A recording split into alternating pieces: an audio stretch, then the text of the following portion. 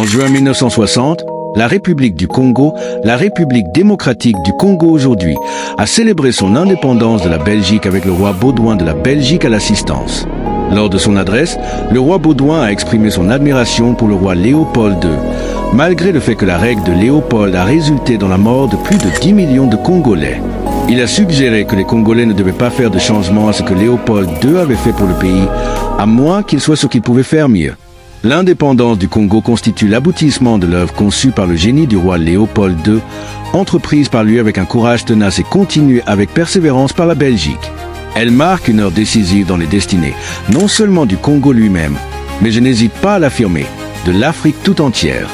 Les remarques du roi Baudouin étaient profondément patronisantes et insensées, en considérant la souffrance brutale enduite par les Congolais sous le régime du roi Léopold II. Mais quand le Premier ministre Patrice Lumumba a appris le stade, il a fait en sorte de challenger la perspective du roi et de l'empêcher d'avoir le dernier mot. Je vous demande de faire de ce 30 juillet 1960 une date illustre que vous garderez ineffaçablement gravée dans vos cœurs, une date dont vous enseignerez avec fierté la signification à vos enfants pour que ceux-ci, à leur tour, fassent connaître à leurs fils et à leurs petits-fils l'histoire glorieuse de notre lutte pour la liberté.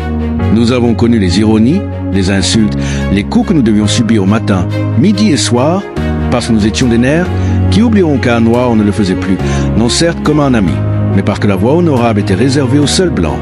Nous avons tout fait dans notre espoir, dans notre développement colonialiste. Nous vous le disons, tout cela est désormais fini. Le roi Baudouin était déçu de la parole de Lumumba et cela a marqué un point de retour qui a fermé le destin de Lumumba. Quelques mois après sa hausse, Lumumba a été assassiné avec l'aide de l'agence de l'intelligence centrale américaine, la CIA.